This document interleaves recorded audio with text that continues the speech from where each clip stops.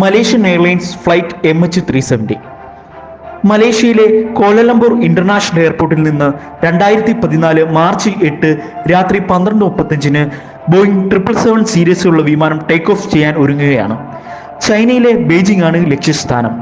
വിമാനം നിയന്ത്രിക്കുന്നത് 55 വയസ്സുള്ള മലേഷ്യൻ എയർലൈൻസിലെ തന്നെ മുതിർന്ന ക്യാപ്റ്റന്മാരിൽ ഒരാളായ ക്യാപ്റ്റൻ സഹാരി അഹമ്മദ് ഷായാണ്.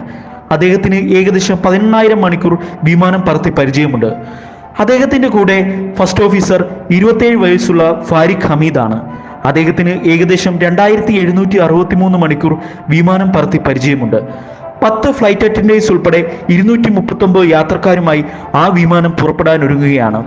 അങ്ങനെ വിമാനം ടേക്ക് ഓഫ് ചെയ്യുന്നു. ഫസ്റ്റ് ഓഫീസർ ഫാരിഖ് ഹമീദ് വിമാനം കൺട്രോൾ ചെയ്യുമ്പോൾ ക്യാപ്റ്റൻ റേഡിയോകൾ കൈകാര്യം ചെയ്തുകൊണ്ടിരുന്നു. ഇതുവരെ എല്ലാം ശുഭം. ഇനിയാണ് മനുഷ്യ മനസ്സുകളെ ഞെട്ടിച്ച വ്യോമയാന ഗതാഗത രംഗത്തെ എക്കാലത്തെയും നിഗൂഢത നിറഞ്ഞ സംഭവത്തിന് തുടക്കം കുറിക്കുന്നത്. പുലർച്ചെ 1:01 ഫ്ലൈറ്റ് 35,000 അടി ഉയരത്തിലെത്തി. 1:08 കോലാലംപൂരിലെ ATCയിൽ നിന്ന് വിമാനമകന്നു. ഇനി വിയറ്റ്നാമിലെ ATCയുമായാണ് ആശയവിനിമയം നടക്കേണ്ടത്. കോലാലംപൂരിലെ കൺട്രോളർ ഗുഡ് നൈറ്റ് പറഞ്ഞ് റേഡിയോ സംഭാഷണം അവസാനിപ്പിച്ചു. വിമാനം വിയറ്റ്നാം വ്യോമാതിർത്തിയിൽ പ്രവേശിച്ച് 37 സെക്കൻഡിന് ശേഷം റഡാറിൽ നിന്ന് അപ്രത്യക്ഷമായിരിക്കുന്നു. വിമാനമായി ബന്ധപ്പെടാൻ കോക്ക്പിറ്റിലേക്ക് പല സമയം ശ്രമമുണ്ടായെങ്കിലും ഫലമുണ്ടായില്ല. ഒരു വിമാനം ചെക്ക് ഇൻ ചെയ്യാൻ 5 മിനിറ്റ് വൈകിയാൽ പുറപ്പെടുന്ന രാജ്യത്തെ അറിയിക്കണമെന്ന ഔപചാരിക കരാർ വിയറ്റ്നാമിലെ ATC ഉദ്യോഗസ്ഥർ മറന്നുപോയി. കോലാലംപൂരിനെ അറിയിക്കാൻ ഫോൺ എടുത്തപ്പോഴാണ് അവർ ആ കാര്യം ശ്രദ്ധിക്കുന്നത്. അവരുടെ റഡാർ സിസ്റ്റത്തിൽ നിന്ന് MH370 അപ്രത്യക്ഷമായിട്ട് 18 മിനിറ്റായി. എന്തു ചെയ്യണമെന്ന ഭയവും ആശങ്കയും ATC ഉദ്യോഗസ്ഥരുടെ ഉള്ളിൽ ഉദിച്ചുയർന്നു. ഏകദേശം 4 മണിക്കൂറിലെ ആശയക്കുഴപ്പത്തിനും ചർച്ചകൾക്ക് ശേഷം കോലാലംപൂരിനെ അവർ വിവരമറിയിച്ചു. ഉടൻ തന്നെ വിമാനത്തിനായുള്ള തിരച്ചിൽ അവർ ആരംഭിച്ചു. മലേഷ്യയ്ക്കും വിയറ്റ്നാമിനും ഇടയിലുള്ള ദക്ഷിണ ചൈന കടലിലാണ് തെരച്ചിൽ കേന്ദ്രീകരിച്ചത്. 7 വ്യത്യസ്ത രാജ്യങ്ങളിൽ നിന്നുള്ള 34 കപ്പൽ, 28 വിമാനങ്ങളുടെ അന്താരാഷ്ട്ര ശ്രമമായിരുന്നു അത്. എന്നാൽ അവരെ അത്ഭുതപ്പെടുത്തുന്നതായിരുന്നു തിരച്ചിൽ ഫലം. എത്ര തിരഞ്ഞിട്ടും ഫ്ലൈറ്റ് 370യുടെ ഒരു തുമ്പ് പോലും ലഭിച്ചില്ല. ഫ്ലൈറ്റ് എങ്ങോട്ട് മാഞ്ഞു പോയെന്നുള്ളത് അവരെ അലട്ടി. ഏതാനും ദിവസത്തിന് ശേഷം മലേഷ്യൻ വ്യോമ എയർ ട്രാഫിക് കമ്പ്യൂട്ടറിൽ നിന്ന് ചില പ്രൈമറി രേഖകൾ ഉദ്യോഗസ്ഥർക്ക് ലഭിച്ചു. അത് കാണാതായ MH370യുടേതായിരുന്നു.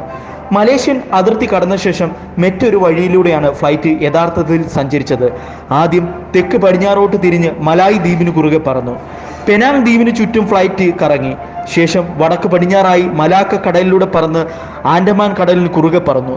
ഫ്ലൈറ്റിന്റെ ആ ഭാഗം പൂർത്തിയായത് 1 മണിക്കൂർ സമയമെടുത്താണ്. മലേഷ്യൻ ATCയുടെ റഡാർ പരിധി അവിടെ വരെയായിരുന്നു. അതിനുശേഷം ഫ്ലൈറ്റ് എങ്ങോട്ട് പോയെന്ന് അവർക്ക് ഒരു പിടിയും കിട്ടുന്നില്ലായിരുന്നു.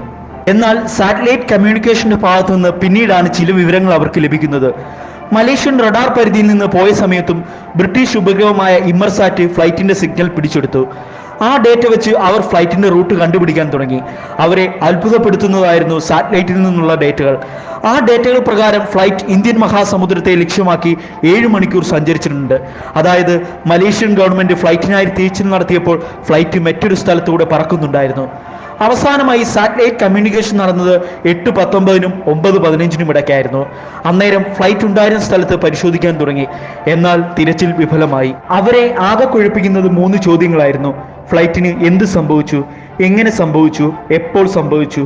അന്വേഷണം വിമാനം നിയന്ത്രിച്ചിരുന്ന ക്യാപ്റ്റൻ സഹാരി അഹമ്മദ് ഷായിലേക്കായി. സഹാരിയുടെ വീട്ടിലെ ഫ്ലൈറ്റ് സിമുലേറ്റർ പരിശോധിച്ച ഉദ്യോഗസ്ഥർക്ക് ഒരു കാര്യം മനസ്സിലായി. ക്യാപ്റ്റന്റെ അസ്വാഭാവികമായ സിമുലേറ്ററിലെ ഡേറ്റകൾ തികച്ചും ഒരു ഫ്ലൈറ്റ് ഇന്ത്യൻ മഹാസമുദ്രത്തിൽ ക്രാഷ് ചെയ്യുന്നതിന് സമാനമായതാണ്. ക്യാപ്റ്റൻ സഹാരി ഫസ്റ്റ് ഓഫീസറിനെ കോക്ക്പിറ്റിനുള്ളിൽ നിന്ന് പുറത്താക്കി വിമാനത്തിനുള്ളിലെ വൈദ്യുതി വിച്ഛേദിക്കുകയും റഡാർ സംവിധാനം പൂർണ്ണമായി തടസ്സപ്പെടുത്തി ഇന്ധനം തീർത്ത ശേഷം മനഃപൂർവ്വം കടലിൽ കൊണ്ട് ഇടിച്ചിറക്കുകയും ചെയ്തെന്ന് ഒരു തിയറി പറയുന്നു. എന്നാൽ അതിനെ സാധൂകരിക്കുന്ന ഒരു തെളിവ് പോലും ലഭിച്ചിട്ടില്ല. എന്നാൽ പെട്ടെന്നൊരു എഞ്ചിൻ ഫെയിലർ ആണേലോ. ക്യാപ്റ്റൻ ATCയെ കോൺടാക്ട് ചെയ്തിട്ടുമില്ല. മറ്റൊരു തിയറി പറയുന്നത് ക്യാപ്റ്റൻ ഉൾപ്പെടെ എല്ലാവരും വിമാനത്തിനുള്ളിലെ ഓക്സിജന്റെ അഭാവം മൂലം പെട്ടെന്ന് ബോധരഹിതരായി പോയി എന്നാണ്. പക്ഷേ അവിടെയാണ് ഒരു സംശയം ബാക്കിയാവുന്നത്.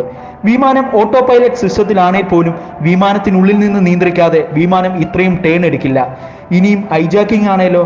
പക്ഷേ അതിനെ സാധൂകരിക്കുന്ന ഒരു തെളിവുകൾ പോലുമില്ല. ആ വിമാനത്തിന് എന്തു പറ്റിയെന്നുള്ളത് ഇന്നും ദുരൂഹതയൊഴിയാത്ത ഒരു സംഭവമാണ്.